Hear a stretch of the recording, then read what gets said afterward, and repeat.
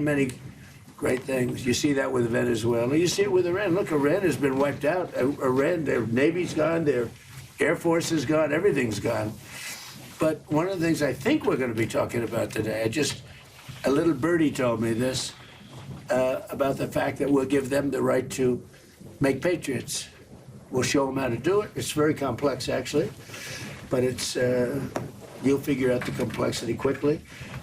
And we're talking about that, and the company that makes them, which is building now 4 plants, you know, all of our companies will be able to do this in 2 to 3 months. If you order a Patriot, now you have to wait a long time for them.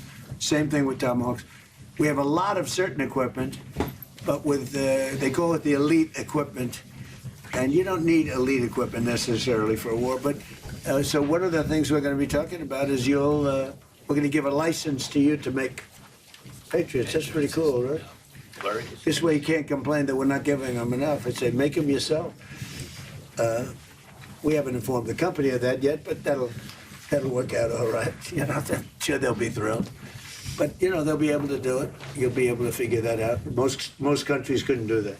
No. If I said that to most countries, they wouldn't know what I'm talking about. But this is a very ingenious group, and what I like about that, it's a defensive situation as opposed to an offensive. But I think one of the things you might want to be talking about is that. That's what I heard. Little birdie told me that. On Iran, can you clarify, does the end of the ceasefire mean that we are back to a full-scale military conflict? Look, they violate the agreement every day. They lie, they cheat, they kill people. They've been killing people for 47 years. They knocked out the SS Cole. We lost, what, 200 people more? That was a long time ago. For 47 years, no president did anything about that. Well, Obama actually gave them vast amounts of money. You'd like this. He gave them a plane load of money, $1.7 billion in green cash. They loaded up a Boeing 757. Remember the old 750? It was a beautiful plane loaded up with cash. They took all the seats out, and they took all of the cash from Virginia, Maryland, and D.C. banks. They had no money. They took every ounce of cash, put it in, flew it to Iran, and gave them the money. I wonder what these guys thought of when the door opened and cash fell out of this big plane, beautiful plane. And then on top of that, they gave them billions and billions of dollars.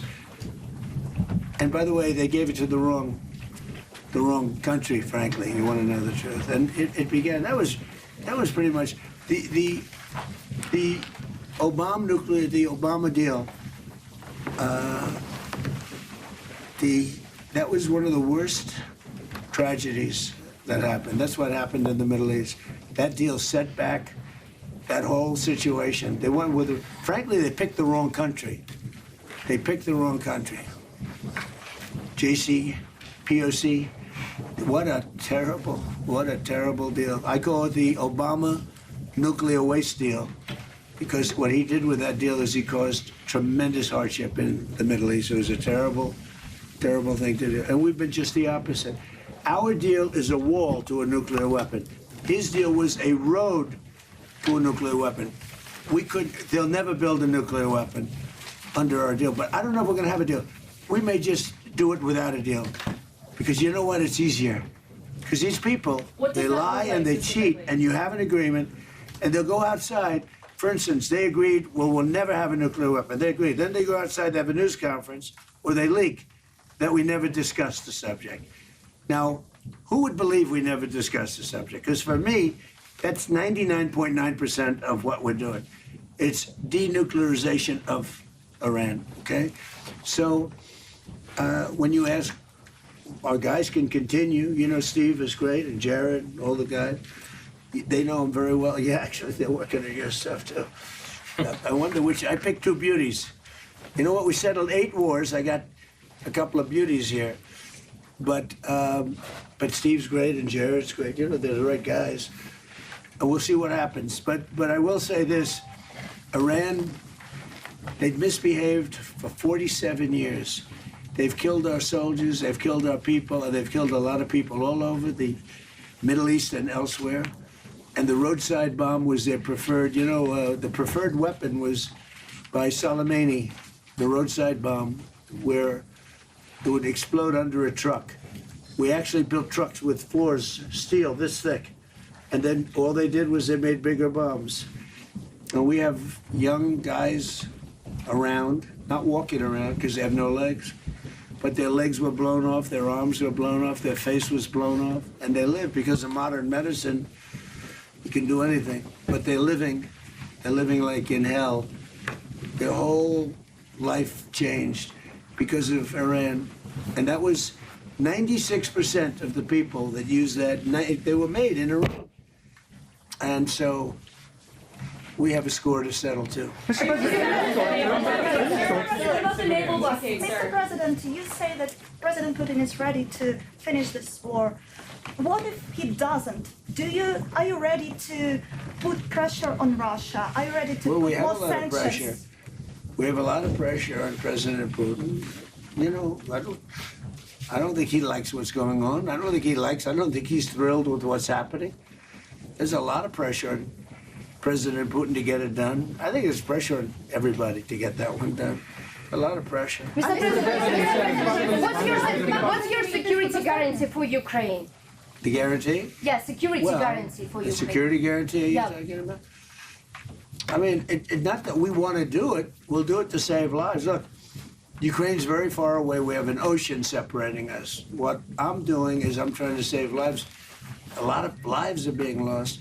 I also think that it's a country with great potential. I think if this kind of brain power can go toward rebuilding the country instead of fighting a war, I think that country is going to do fantastically well.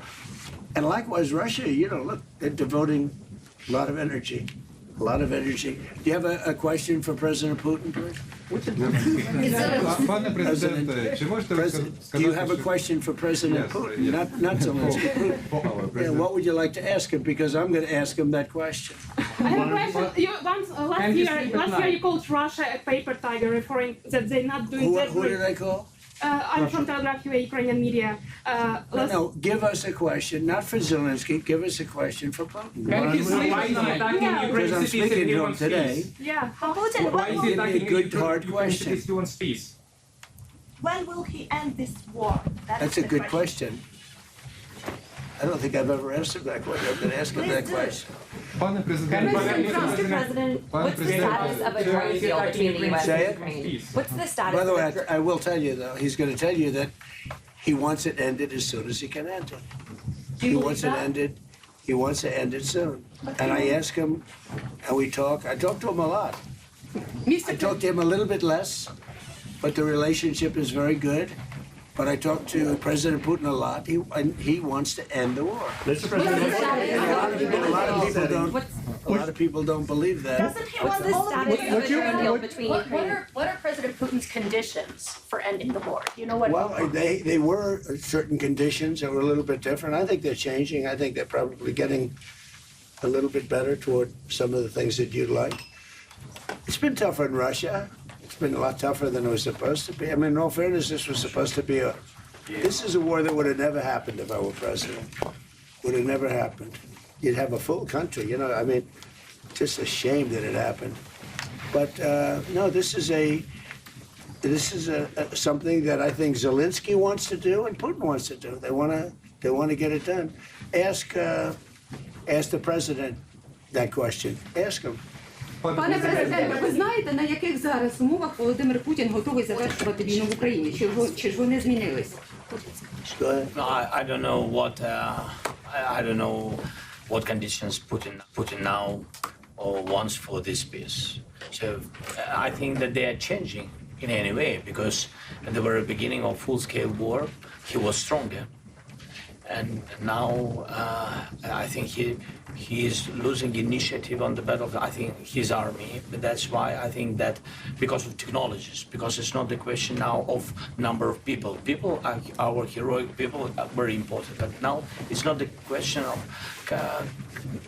of only number of people. First of all, people and technologies. People with technologies. Now I think that we have better steps, technological steps further than Russia, maybe quicker, because they that they produce a lot of different things, which are tough, strong.